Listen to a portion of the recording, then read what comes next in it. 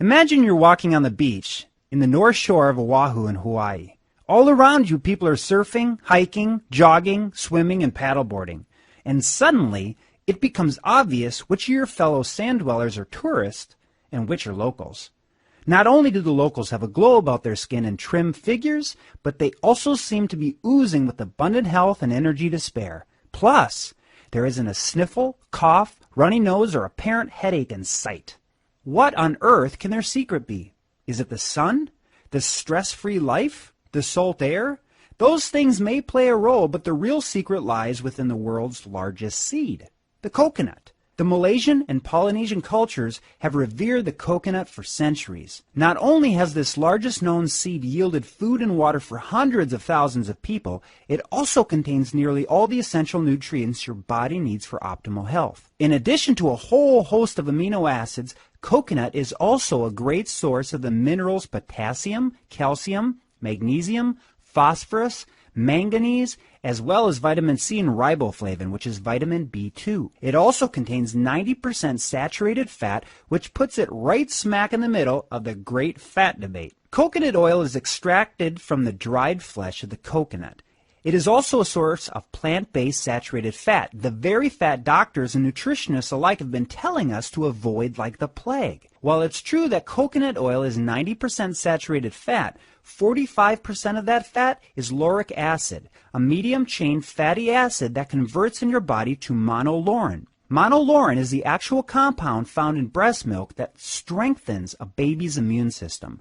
It is also known to promote normal brain development and contribute to healthy bones, as well as protect against viruses and bacteria. Despite these purported health benefits, many opponents of coconut oil point to the high concentration of saturated fats as a reason to avoid it. Now, while there may be an argument to avoid saturated fats coming from animals that have been raised using conventional feedlots and fed in a natural diet of corn and soy, the fat in coconut oil is actually a medium-chain triglyceride. Your body uses medium-chain triglycerides differently than other fats.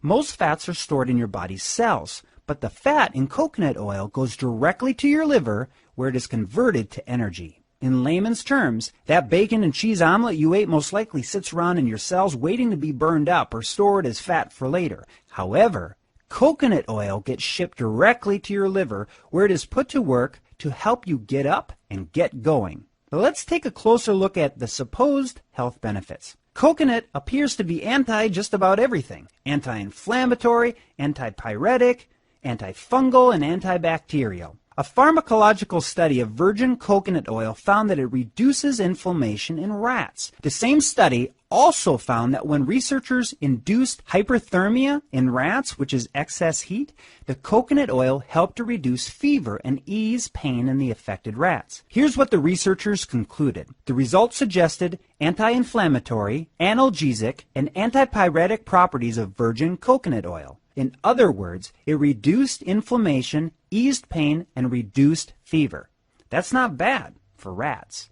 However, we would love to see this type of study tested in humans. On the antifungal front, researchers studied the effect of coconut oil on candida, the fungus common to yeast infection, as compared to fluconazole, a common antifungal drug. 52 different isolates of candida were obtained from clinical specimens. Of these, Candida albicans was the most common isolate used. This is important, as this form is the common cause of diaper rash, vaginitis, thrush, and yeast infections. All isolates were tested to see how susceptible they were to both virgin coconut oil and the antifungal drug.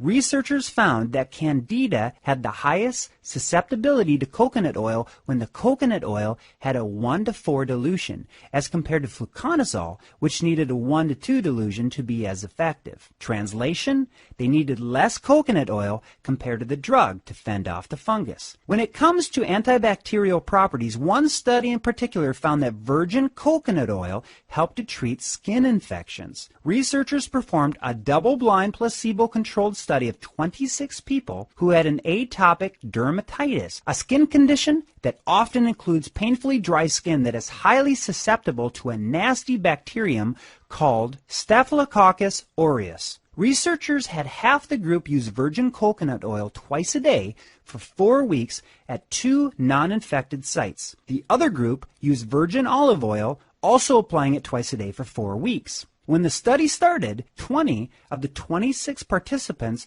tested positive for Staphylococcus aureus. At the end of the study period, only one of the virgin coconut oil users, 5%, tested positive for the bacteria, as compared to 6 users, which is 50% in the olive oil group.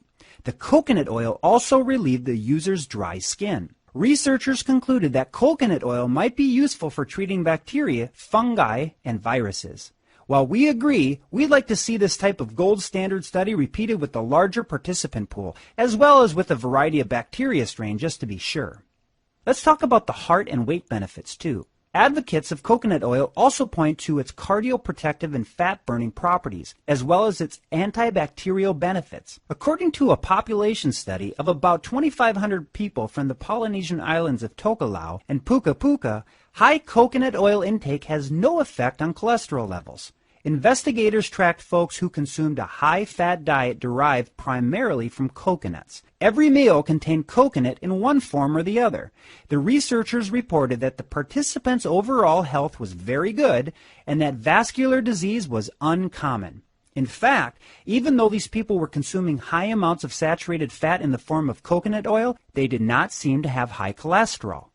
Coronary heart disease, colon cancer, and other bowel disorders were rare as well. The lead researcher, Dr. Ian Pryor, concluded that there was no evidence that high saturated fat intake from coconut oil had a harmful effect. Not only does the coconut oil appear not to hurt, but it also seems to be beneficial when it comes to gastrointestinal health. Interestingly, when it comes to weight loss, it appears that coconut oil's medium-chain triglycerides are the very reason it's effective. It turns out that when you eat coconut oil, your body uses it more quickly rather than storing it as body fat.